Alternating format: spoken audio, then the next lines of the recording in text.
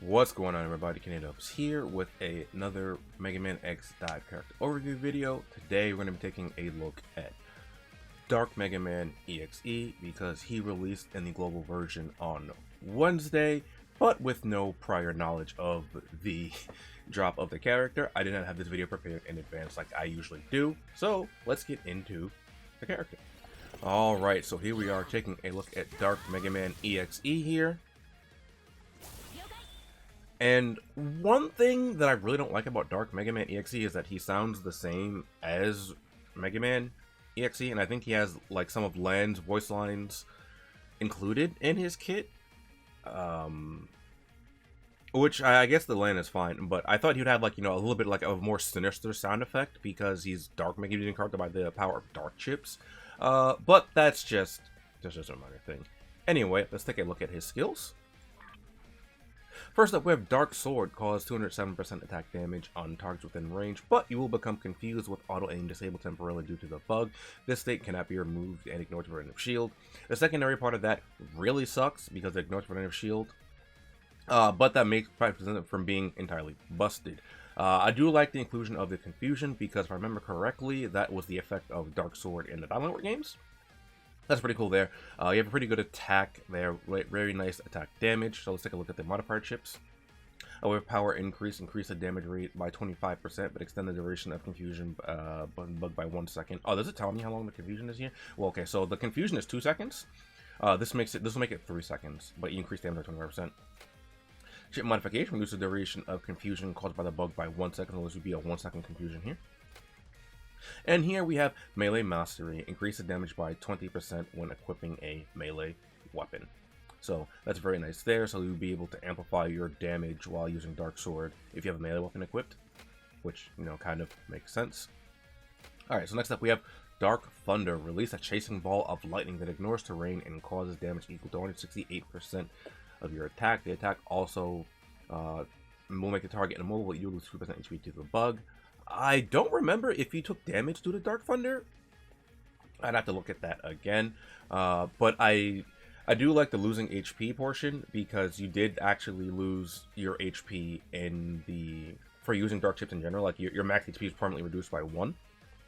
So that's pretty cool there. And you get the this ignores terrain and this immobilize, and you get 2 charges of this. I think you only get 1 charge of Dark Sword, but you get 2 charges of Dark Thunder, which is nice. So, for the modifier chips here, we have power increase the damage by 25%, but the bug will cause you to lose 2% HP instead. We have chip modification, reduce the HP loss caused by the bug to 1% instead. And then we have Buster Mastery, increase damage by 20% when equipping a Buster, again, which is nice, as amplifies your damage even further when using a Buster while equipped with this. And in case you haven't already, like, kind of piece it together, Buster Mastery here, Melee Mastery here, you're going to want to use melee and Buster type weapons with Megaman.exe. So let's take a look at the passive skills. I know a lot of people look at Megaman and they say like he's not that great, but you have to look at the passive skills and then the DNA as well, just to get the full picture. Now the first one here is Bug Suppression. There's a low chance for the bug's effect to not trigger when you use a skill. Now this one here, this skill is what a lot of people recommend not unlocking on Megaman, to be quite honest, because of like combos and things you can do pertaining to, you know, triggering the bugs, right? And you look at this and you might think to yourself, it's like, yeah, definitely want this. I don't want the bugs to trigger. But looking at a few other passives we'll get to in a moment, you'll see why you kind of want the bugs to trigger. And then I'll go into some other explanations as well. So our Flight Assistance device increases the hitbox and range of the lightning ball by 20%, which is fantastic. Increases range. And it goes through terrain, so you just pierce terrain, has a bigger range, and increase the hitbox of it as well. We have Dark Aura. When HP is below 50%, increase the damage you deal by 12% and reduce damage taken by 12%. So here's one of the things why you kind of want to have the bugs trigger. For this in particular, when your HP gets below 50%, now that does seem a little bit dangerous, but Megaman, the character that wants to be at a 50%-ish or lower, typically, for full value. Here's one of the things why. Damage amp and damage mitigation by 12% there. It's really, really good. For other units, I would be more ambivalent about this, but on Dark Mega Man, I think this is okay. Next up, we have Embrace the Dark. When you use a skill, gain an enhanced damage state and increase your damage by 2.45%. So, you know, just under 2.5%. This effect stacks 15 times and cannot be removed. And this right here is fantastic. I love that cannot be removed because in global right now, one of the most popular weapons of choice is the Grudge Axe weapon. And since you can't remove this buff, I think you might still be able to yoink it.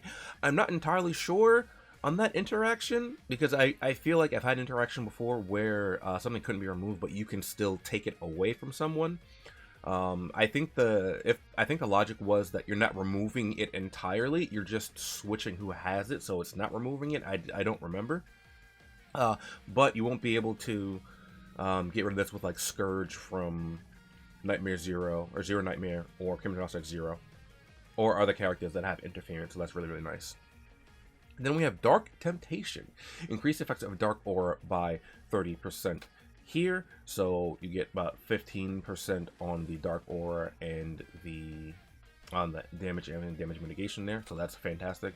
When you hit an opponent with Dark Sword, your opponent will become confused with auto aim function temporarily disabled.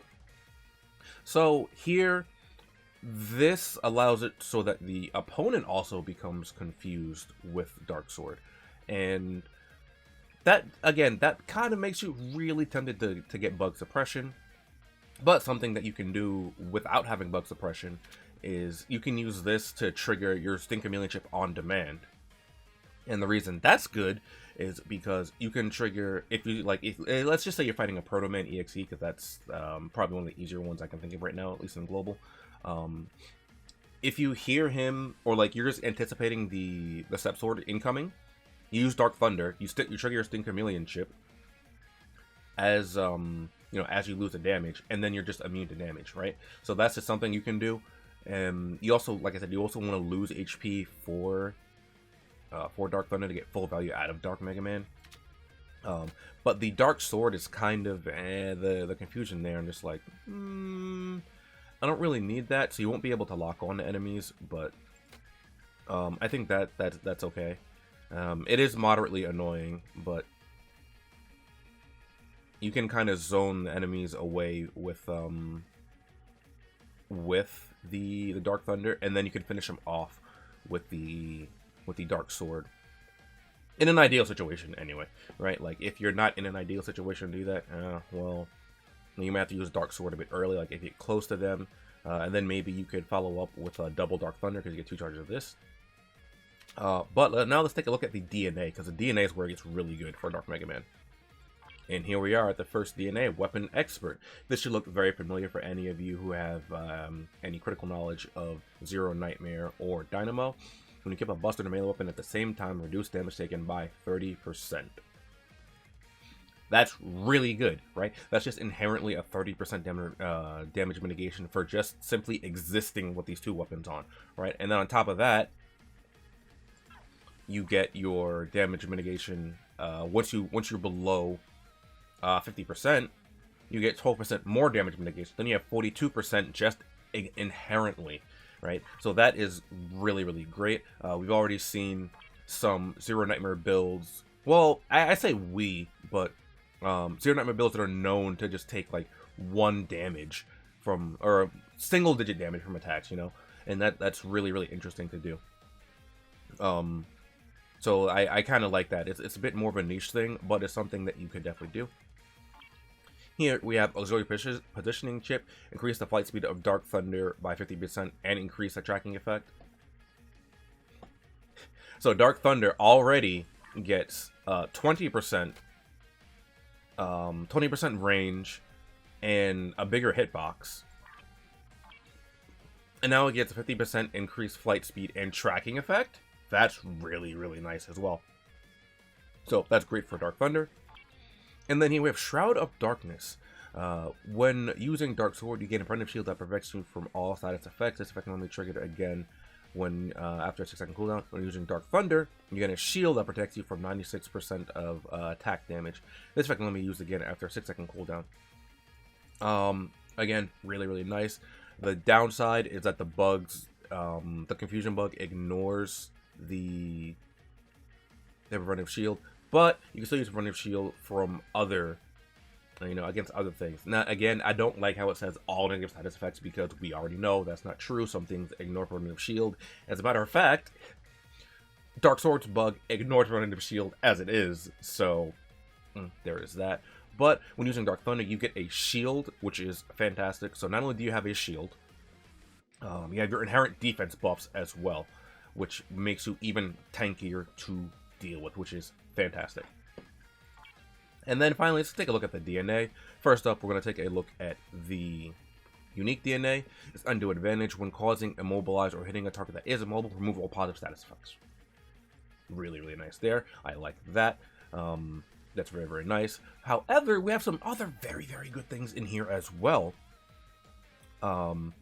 Mid-range boost is okay. We have double adaptability inherently in here as well. We have double amplification in here as well. So if you opt to go for the undue advantage here, or if you opt to not go for that, you can grab one of these depending on your card setup, right? And have that here.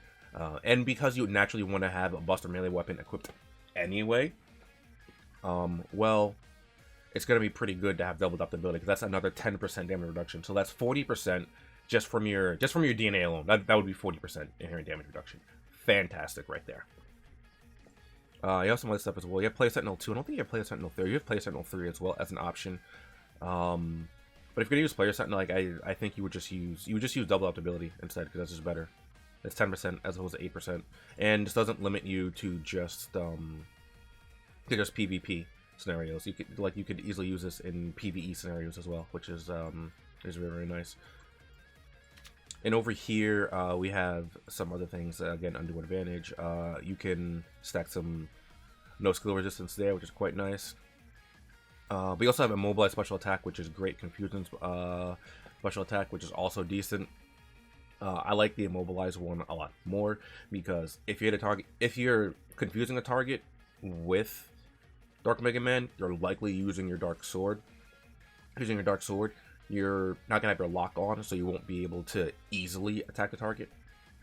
Though I'm not sure how that would interact with Dark Thunder, with its improved tracking and such. I'm not sure if that would kind of bypass that a little bit. But yeah, you have some decent things in here. And then over here as well, you have double adaptability 2, double amp 2. Again, if you're not supplying these from your cards, it would be great to have these in here. And again, you have some over here and things like that as well. So that's going to be it for the cards that are that's it for Dark Mega Man's kit. So let's take a look at some cards that would go well with him. Alright, so real quick before I get too far into the card setups for Dark Megaman.exe, I did want to talk about his own card, which we do not have in Global, but I did want to bring attention to this as well, because this is something that we will get eventually, and because it's available in the Taiwan version, I did want to make note of that as well. So, first up, we have Dark Chip. Gain enhanced damage status once every 10 seconds. Again, this is just, this combines with his other, with Embrace the Dark. This allows it to stack up to 15 times, though, in conjunction with it, as opposed to just the 10 times. So that's a lot of damage increase we can get there. And then we have Adversity Adaptability 2. From below 50% HP, reduce damage taken by 6%. That goes to Adversity Adaptability 3 when this card is 5-starred.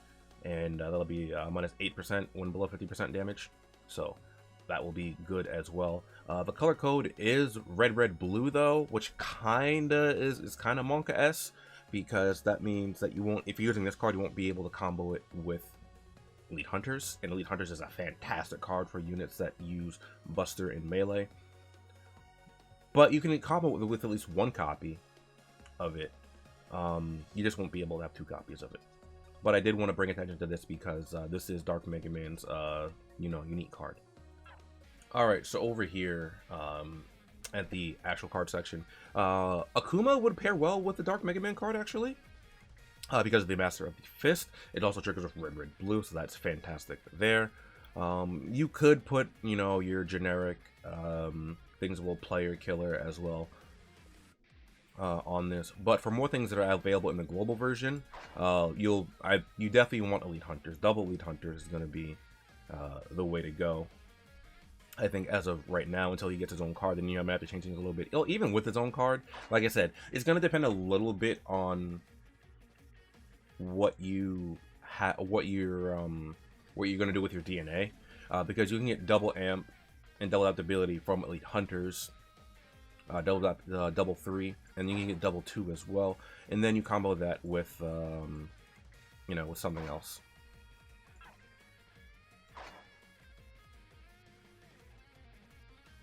An interesting choice that you could do is using M Bison.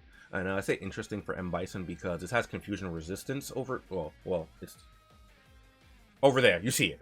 Confusion resistance. There's a 30% chance to become immune to the effects of confusion. And if you stack enough confusion resistance, you won't have to worry about the confusion with your, with the Dark Sword, which would be pretty nice as well.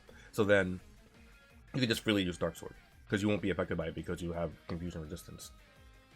Zangief has Player Sentinel, which is something you can use as well for additional mitigation, which I think will be good on Dark Mega Man. I think you want a bit more mitigation than you would want more offensive presence, because you can use your skills for that as well. And just if you're taking less damage, you'll naturally just survive longer. However, if you want to go a more offensive route, as per usual, you can get your player killer cards like Life Aura, the Sigma X4 card, Violin is player killer as well. And then Mac. Mac also has Player Killer 1. Blanc is a decent option as well here because of the immobilized special attack. You won't have the enemies immobilized at all times, but because of your Dark Thunder having such great tracking and range, you'll be able to take decent advantage of this as well here. So you can go for that. If you're on a real tight budget or just unlucky with getting Elite Hunters, another card that has double amp is the Guild Development card. You see mine here at 5 stars, has double amp 2, triggers off green yellow, increases damage by 8%.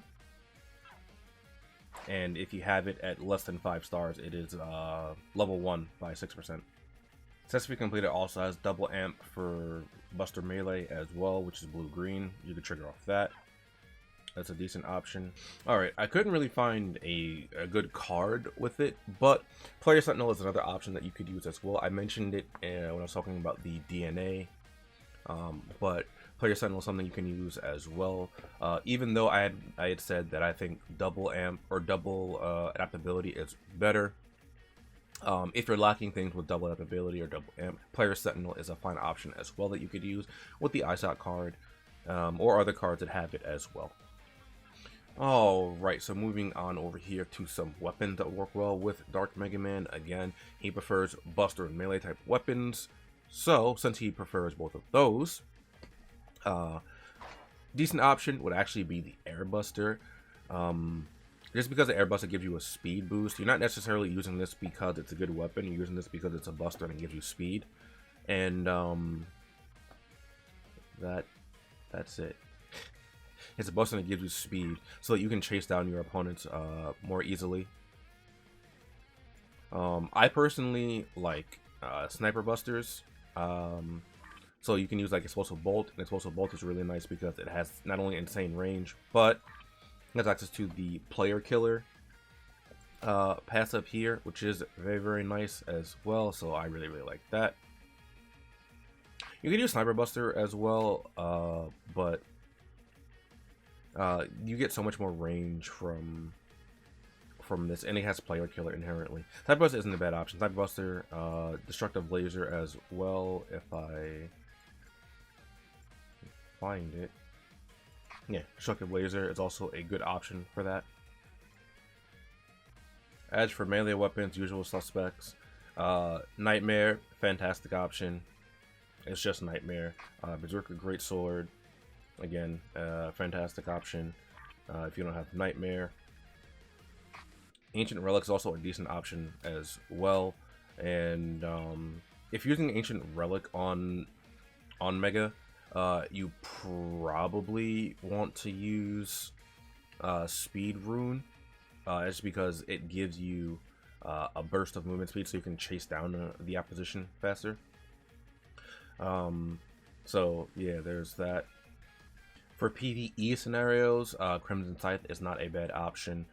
Its hidden skill allows you to heal, so that'll be solid for PvE. I just want to come over here and look at the HP absorb. And since we finally have it in global, Fast Specialty would be another fantastic option for PvE type scenarios as well. For a melee weapon. Grudge Axe would be good as well, because Grudge Axe is very, very powerful. I don't really like this weapon all that much, but I can't deny that its uses are pretty good for just yoinking buffs off of the opposition and taking them for yourself. This works especially well for Dark Megaman because, again, like his buffs shouldn't be able to be removed, so you shouldn't be able to take it with Grudge Axe, but I think you might be able to. If you can, that's lame because it's not supposed to be able to be removed, but you know, just yoinking buffs off of the opposition will be great, whether it be a defense, speed, even a shield, you know, one of those. Singularity Slasher can also remove buffs, but in a different vein than Grudge Axe. Singularity Slasher just dispels them, while Grudge Axe yoinks them. I keep saying yoink, but Grudge Axe gives them to you. Like, it takes them from the opponent and gives them to you. That's what I mean when I say yoink. And then, I guess one last combo, if you want to get kind of memey with Dark Mega Man, and if you want to lean a bit more into, like, the immobilize-ish build, what you could actually do is, I don't really recommend this, but you can actually use Doomblade. I don't really like this weapon all that much, but Doomblade has the passive for Armor Crush, or Destroy Armor, and what that's going to allow you to do is increase damage that the opposition takes for a little while. I don't actually know what the hidden skills are in this. Anything good on here? That's Player Killer. Oh, that's actually pretty nice. Okay. Also has a cooldown reduction device, but Player Killer as well. But the main thing here is Destroy Armor, and the reason I say memey is because if we come over here to the Arc Cracker, not Skull Cracker, the Arc Cracker, right? If you hit a target that's in Defense Crush with the Arc Cracker, I was thinking of the passive called Skull Cracker Shot, it will immobilize the targets within range. So you get the Defense Crush off of this, and then you can immobilize with this. So that's what I mean by kind of memey here. And later on, this does get its own hidden skill, so you don't have to necessarily use this with something else that that Armor crushes. I don't think it has its hidden skill right now on global. But you know, that is something you can do if you want to get memey, or if you're balling on a budget, maybe this is what you do.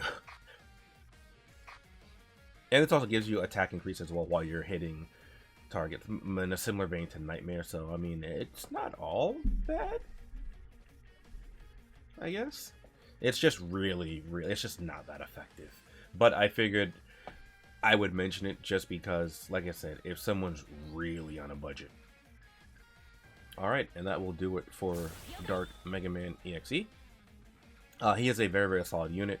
He's in a much better state than he was in the Taiwan version, because in the Taiwan version, he didn't drop with his DNA. So he was extremely underwhelming in that regard. But with his DNA, it helps him out tremendously with his survivability.